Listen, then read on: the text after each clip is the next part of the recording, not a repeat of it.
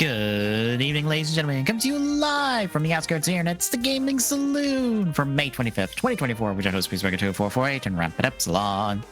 Hi. It's pre-E3 season. That means there's not a whole lot to talk about. Because we're waiting on everybody to drop all the things that they want to talk about in like starting in like 2 weeks, essentially. Kind of, because the first thing is going to be Xbox Showcase, and I can't wait for it to be a whole lot of CG trailers of nothing. No, you said the first thing will be the Sony one that they're going to do by the end of the month. They're supposed to, but we don't have a confirmed date on that yet. 24-hour shadow drop, since you know everyone copies Nintendo anyhow. Fair. But yeah, we're kind of just waiting around for a whole bunch of news and stuff. So before we get into what little we do have, Tommy, what have you been playing the last couple weeks? Well, if by the last couple of weeks you mean literally today kind of deal. Because outside of what we've done for stream, I've not really... I kind of have, but it's been at weird times been in the mood of wanting to play stuff, so... But I finally did hop back into Star Citizen. How's it been? Worst timing for me to actually decide to pull the trigger on it. Just gonna put that out there. Well, the gerbils are running at 100% and the servers are needing 150 right now. That sounds about right. Invictus free fly event. Oh boy. They were running fine. I was actually having stuff work out pretty good until I tried to look at the Drake Defense Con, and then I was in fear of it crashing the desktop about 5 different times before I could get back out. Because it was hard locking down, and I'm like, ooh, yeah, nope, I'm done. They have done a lot of HUD changes, and I kind of like it.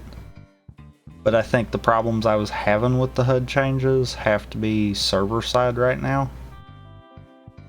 So I kind of want to...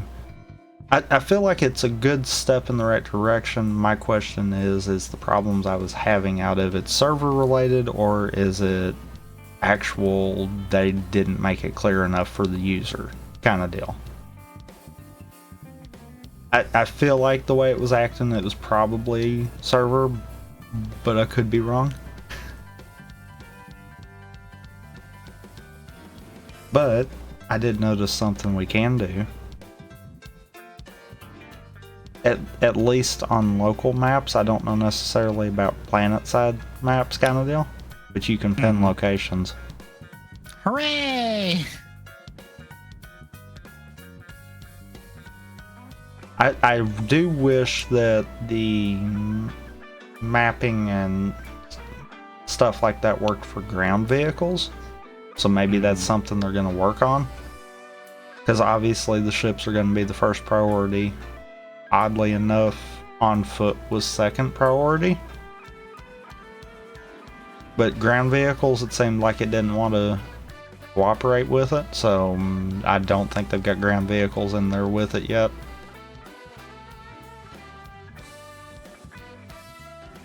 But otherwise, yeah, I mean, I was kind of what I could enjoying of it.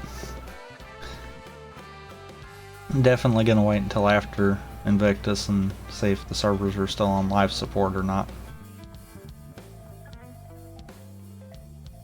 Fun fact is that should be Wednesday when that actually happens. Hooray! But outside of that, nothing really. I'm continuing to at Poke Clicker. I'm at the Eternamax Eternatus fight in like the Galar storyline stuff, essentially. Because you have quests that more or less take you through like the main crux of the game, and so I'm at that point in terms of Galar stuff. I cannot beat it because I do not have enough power at 6 million Poke power and over like 200,000+ click power, which is, I don't know how many clicks per second it is, but it's a lot because it's the max amount the game can even register with the scripts I have.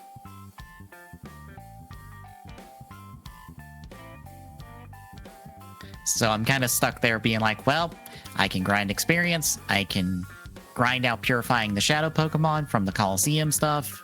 I can to continue to try to do Mega Evolution stuff. I'm just at the grindy wall part. And I think I might be done with the game because I'm just at that point of it's like, well, everything's just a grind now. Even a couple of quests are just like, oh, hey, here's a Hoopa quest. I'm at the point where it's just like, hey, by the way, now capture like 200 Hoopas. And I'm like, that's a roaming Pokemon. And those are rare encounters. And I think another one is like, hey, random encounters, have fun. Or roaming encounter, have fun. And I'm like, I'm trying to get into Poke Rogue. I haven't gotten a run really off the ground, it feels like, but catching the Pokemon feels like I am getting progress. I'm just like on the candy requirements to get like upgrades and stuff. That feels like maybe too much. I don't know. Granted, since I have the offline version of it, I could muck with the code as I desire. So if I want to kind of like nerf certain like grindy aspects of it, I can just do that if I can figure out where in the code it is. Because I think it's all Lua based, I think. I know people found out surprisingly that Hades 2 is like completely Lua scripted and all of the files are accessible and have comments on some lines of the code, making it probably one of the easiest modded games that you could probably run into right now in terms of trying to mod the game. Besides that, I got do I have the picture on my desktop?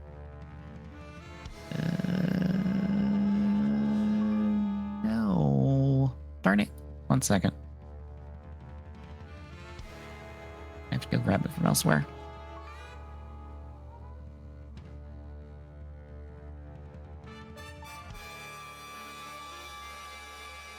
I got my Godrune helmet printed this past week.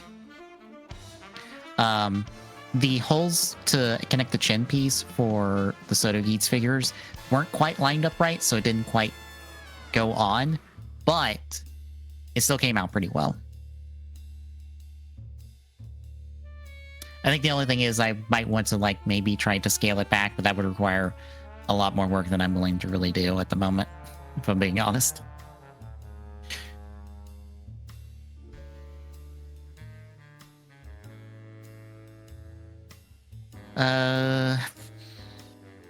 Not much else, honestly.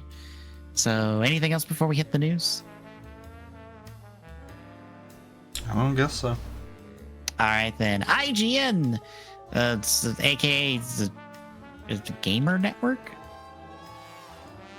or IGN has acquired Gamer Network sites. Essentially, more or less, it's a whole contingent of video game news-based sites. So that is GameIndustry.biz, Eurogamer, Rock Paper Shotgun, VG247, Dicebreaker. They also have shares in Outside Xbox, Digital Foundry, and Hookshot, which operates Nintendo Life, Push Square, Pure Xbox, and Time Extension.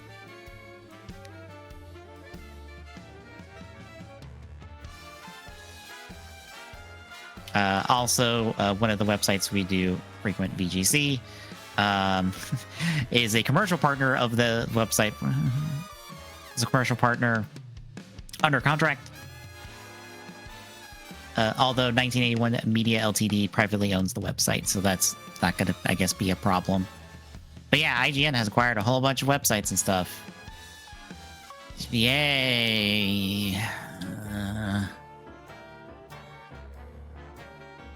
I think the only thing like other interesting thing besides, oh, goody, this consolidation of gaming news websites. That's not a great thing.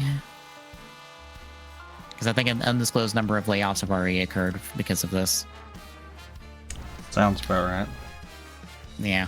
It's the Game Informer website, not the Game Informer magazine, and GameStop should have some dealings with Game Informer, I feel like, because they're the ones that are the sole ones putting out the magazine still. So I don't know how that works. But yeah, IGN doing things and stuff. Any thoughts on that? No. All right, then. In other acquisition news, Nintendo has acquired one of those studios that were experts in porting stuff to the Switch as best they can. So, Silver Entertainment has been acquired by Nintendo. And I want to see if the article states this, because I heard this from a podcast I was listening to. But they picked them up from Embracer. Yeah, no, they don't say. Would you care to guess how much they acquired the studio for? How much? $10.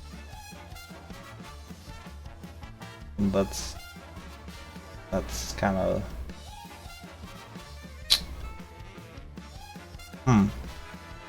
Apparently, Nintendo were able to do this because they were willing to take on loans and stuff associated with Silver Entertainment.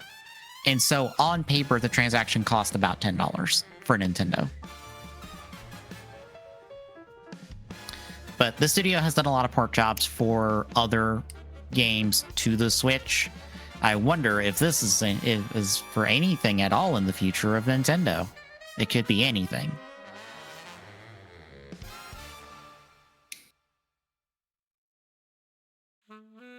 I know you want me to say something about the Prime Trilogy, but I'm not. I just meant Switch 2 in general, not necessarily Prime 2 in 3.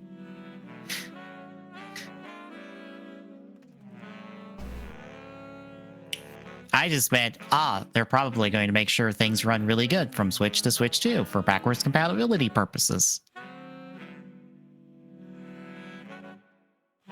I guess, any other thoughts on that?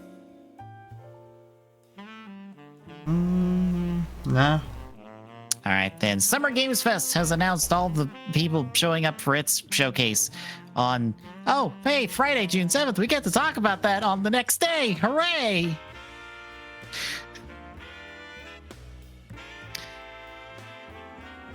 But yeah, Summer Games Fest Live will be June 7th at 5 p.m. Eastern. It'll be in the YouTube Theater at Hollywood Park, and all the major streaming platforms will be streaming it. I'm not co-streaming it because I don't feel like it. I think the problem with Summer Games Fest is it's a lot of things very quickly, and it's too much after a while. But that'll happen. Day of the Devs will happen immediately afterwards, and then SGF Play Days, an invite-only media and influencer event, will be from 8th to the 10th. So all your well-known YouTube, Twitch game people will probably get to be there and get to play the games that are dimmable at that event. But the people at Summer Game Fest are Amazon Games, Annapurna Interactive, Art Games, Atari, Bandai Namco, Bloomhouse, Bach Game Studios, Capcom, Day of the Devs, Deep Silver, Devolver Digital, Discord Dobly, Electronic Arts, Embark Studios, Epic Games, Focus Entertainment, Funcom, Hoyoverse, I Am 8-Bit, Indie Angels, Nearsoft, Iron Mace, JAMA Games, Level Infinite, Magic the Gathering, Meta, NCSoft, NetEase Games, Netflix Games, Nexon, Niantic, Plyon, PlayStation, Pocket Pair, Private Division, Razer, Recreate Games, Riot Games, S-Game, Samsung Game Hub, C-Sun Games, Sega, SNK, Steam, Sunblink, Supercell, Thunderfall Games, Timmy Studio Group, Torn Banner Studios, Ubisoft, Uncapped Games, WB Games, and Xbox. Are you excited about any and all involved at this event?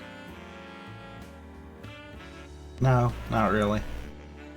Fair enough. Because I'm also looking at this list and going, oh, hey, Mihoyo, I like the Honkai Star Rail, and I know Zenless Zone Zero comes out in 2 months, but I'm like, I don't think they have anything important to show off because they kind of just do their own reveal streams for all their patches and stuff. And they're kind of between patches for Honkai Star Rail. Genshin just did their big reveal stream, and like I said, Zenless doesn't come out until July. So I feel like they're just there probably as a sponsorship segment of just like, hey, play our games. Otherwise, I'm like, I don't know, Capcom might show something cool that I might be interested in. Maybe. I'll be honest, I got nobody else. Not really, not at the moment.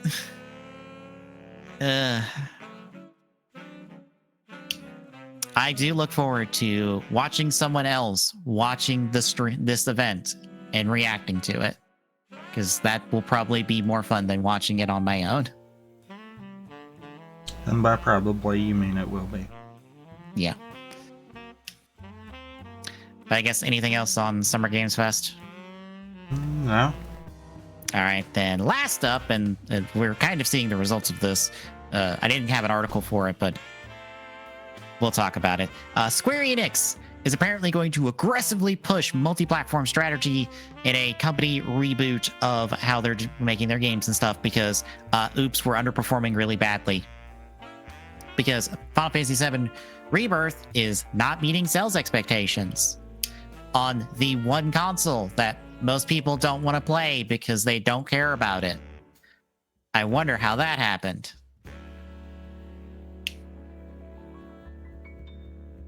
But apparently that's underperforming and something else is underperforming. I forget what specifically. 14 apparently is still doing well. Oh, Foam Stars is underperforming. Shocker. That game that no one's talking about. What game? Foam Stars? Don't you remember their attempt at a Splatoon game? What game was that again? Exactly.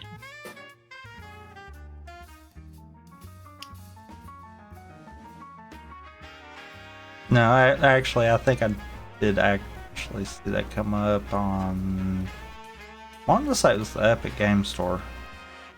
Mm-hmm. And I started to suggest we do that at some point, and then I was like, you know what? No, it never really did grab my interest. It didn't look that particularly interesting, to be honest. That was kind of where the problem was. Otherwise, yeah, I probably would have grabbed that. But we are already seeing the results of this, because guess what is coming to Steam June 13th? Bad decisions? I mean... that depends. The entirety of the Kingdom Hearts series, except for Melody and Memories.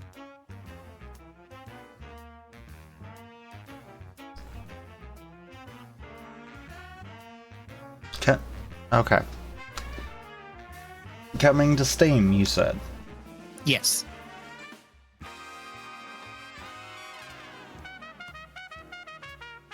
I know most of it's already on Epic Game Store. All of it is on Epic, except That's I think what 3. I thought. I don't remember if 3's on. 3 is. Hang on. 3 is. Okay. Okay, then everything's on Epic. But yeah, they're putting everything on Steam for once. Then that's not... That's not multi-platform there, guys. That is not multi-platform. That is still PC. Well, apparently some people don't know that all the Kingdom Hearts series is on PC right now. Anyway.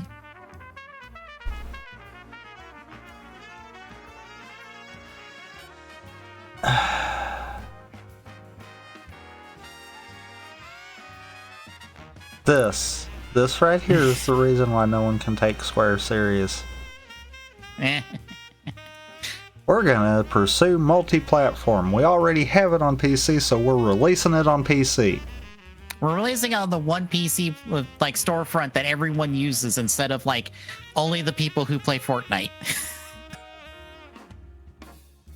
That will get us more money, right? Or here's a novel concept. Instead of paying Valve the extra to also put it on their storefront, why not put that into advertising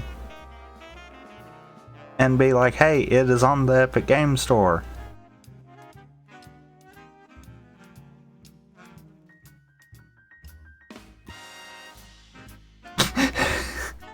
Yeah. Literally take probably less than a quarter of what they're going to be spending on paying Valve to have it on the storefront, and could have done far better. This is why we can't take Square serious. At the very least, it being on Steam might be more people might be interested in the KH2 randomizer and do more cool fun things for KH2 randomizer. Except for here's the fun fact to that. That won't happen. Probably. Most of the people in the KH2 randomizer community are already set up on Epic Game Store. Which, fun fact, Yeah. I found this out from the Spider-Man games. The EGS version and Steam versions do vary in how they run in terms of memory, which is what the randomizer has to access.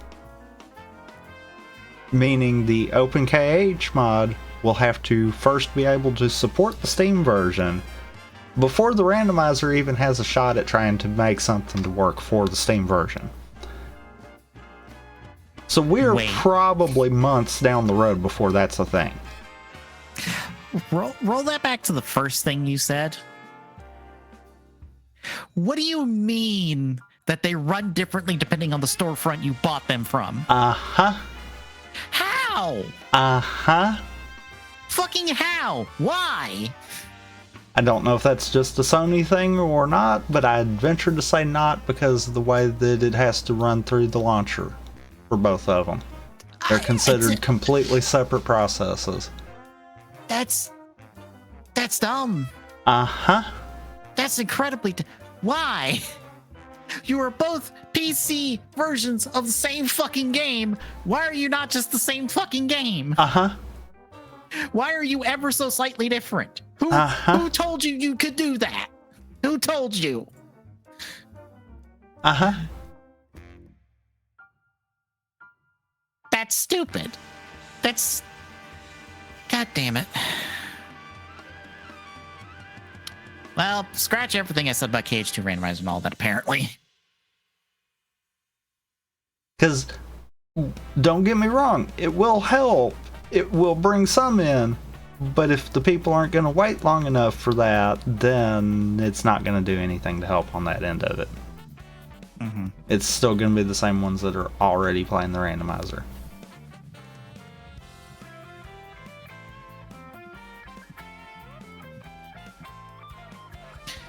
Alright, I guess. Anything else? No. Alright, then. Got a couple leak things. These are coming from Midori on Twitter. They are a very, very, very reliable source in terms of leaking information and stuff because they have access to this information and we just don't know how they have access to this information because they're like very accurate with their Persona leaks and they're talking about Switch stuff now. And like I said, they're like stupidly accurate. So we have a code name for a currently in development Mario game dubbed SP Red. Now we know this is a Mario game because Red is the Mario code name internally in Nintendo. So for example, Red Pepper is 3D Land, Red Carpet is 3D World, Red Star was Odyssey, and Sec Red was Wonder.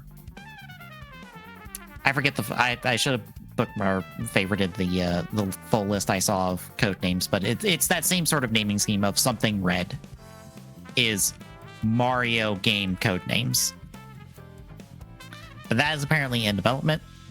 There was a one called Red Star or wait, no, Silver Star. My bad. But it's unknown what is happening with that project at the moment. Again, we have we don't know if there's a relation between Silver Star and Red Star in terms of, is it an Odyssey related thing? Is it an Odyssey port? We don't know the status of Silver Star, but we do know SP Red is apparently a thing in development. Any thoughts? I mean, we kind of already suspected that that would be a thing for the Switch too, so. Yep. Not really. A new Mario game at the launch of the Switch 2? The fuck you say? It's more of a question of what the hell is it gonna be? I mean, it's obviously gonna be a 3D Mario. I would assume so, yeah. That's how that always winds up going. We're so close to Wonder's original release that it'd be a port if it was a 2D right now. Mm-hmm.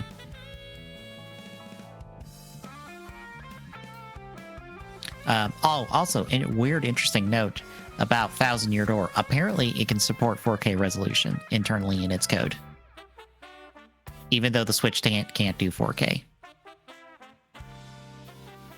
which is very suspicious and in very specific ways. I wonder if it means anything. It's not really that suspicious. Nintendo's known for making sure that the game's close to a backwards compatible new system is going to be able to upscale to it also. Look at the 3DS, right. New 3DS. A lot of your late 3DS games actually were compatible with the new 3DS at launch with all the added benefits. Mm-hmm. If anything, that simply just says that the Switch and Switch 2 is more than likely going to be the same back end. Meaning that we probably are not going to have a Switch 2 necessarily, as we're probably going to have a new Nintendo Switch. I can't wait for that to be the actual name. I kind of want that to be the actual name. Just for the shits and giggles of it. Well, I mean, it worked for the 3DS. True. We definitely know they're not going to call it the Switch U. Yeah, no, that is asking to be cursed. That's asking for trouble.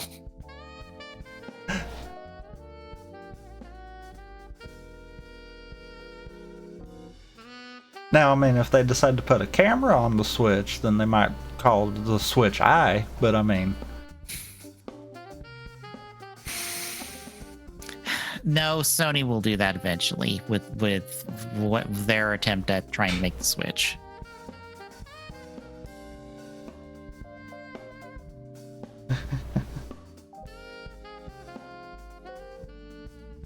But yeah, that is the base.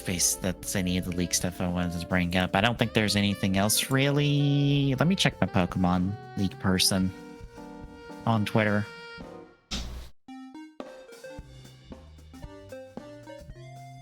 Yeah, they're the ones that I found out about the Thousand Year Door remake supporting 4K. Apparently, it's the first Switch game to support 4K.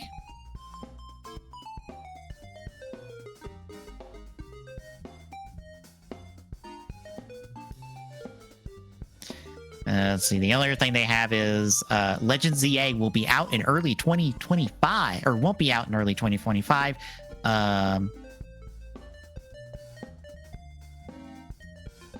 TCG Pocket is their big game for this year, and Gen 10 is coming in 2026 for the 30th anniversary.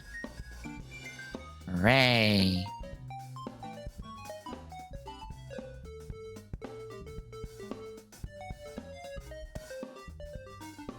All right. Anything else before we get to releases? No. All right, then. Releases! We'll start on the 26th with Airplane Delivery Simulator 2024 Realistic Geographical for Switch. 28th Multiverses relaunch for Xbox One Series X, PlayStation 4, and 5. On the 29th. I missed one. Hooray.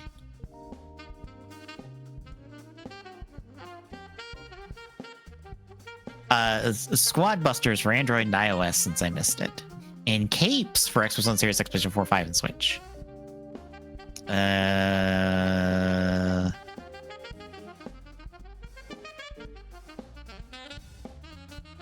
Yeah, there's so much just blech.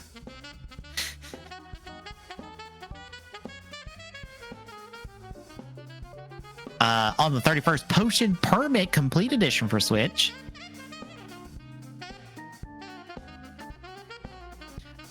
On June 1st, Sculpt People Famous Edition for Switch. On the 3rd, Dead by Daylight Dungeons and Dragons DLC for Xbox One Series X, PlayStation 4, 5, and Switch. On the 4th, Rabbids Legends of the Multiverse for iOS. And Star Wars Hunters for Switch, Android, and iOS. And the last expansion for Destiny 2. All right. But you just completely skipped over. Yes, Destiny 2, the final shape, aka let's find out what happens to the Bungie after this. For Xbox One Series X, PlayStation 4, and 5. Destiny 2, the final sale, you mean? I mean, shape? Destiny 2, what happens to Bungie after Destiny 2? Bungie may die after this because the player base might just go poof overnight once they're done. Because I know from a lot of talks, leadership at Bungie is a shit show. And that's causing a lot of problems. And some of them might be waiting for Final Shape to come out before they bolt. Which will probably leave Bungie, like, leadershipless for who knows how long. But yeah, but Bungie's... like, I will try to find someone streaming it just to see the story through to the end on Twitch. But that is as much as I want to invest in the Final Shape. In terms of actual Destiny content. I am really curious what will happen behind the scenes after it.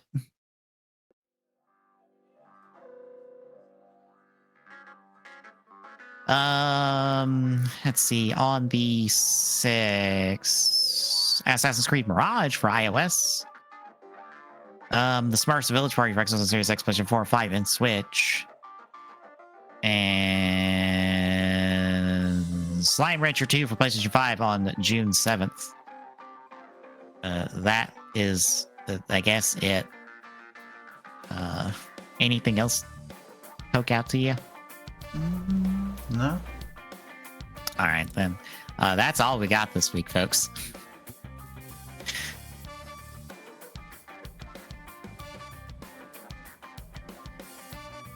But next week, we continue the archipelago, and we see how long it takes for me to get Tommy out of BK mode. Next week. And how long...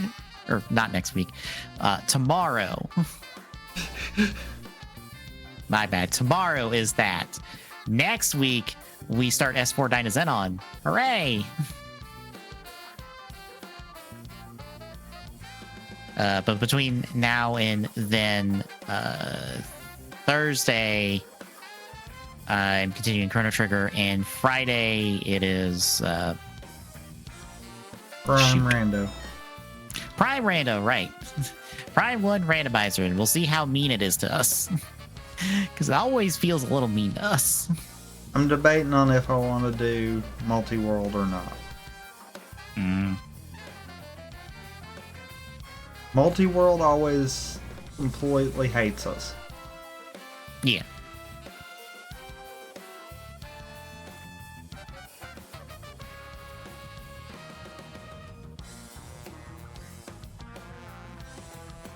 Alright, but anywho, if you like what you're seeing, folks, drop a follow. Really appreciate it. Chip it away. I feel like, at Jesus, I'm working on that social, at Jesus on Twitter. Good weekend, doing well live. Next special point, Discord track is this one. Bye. Say hi.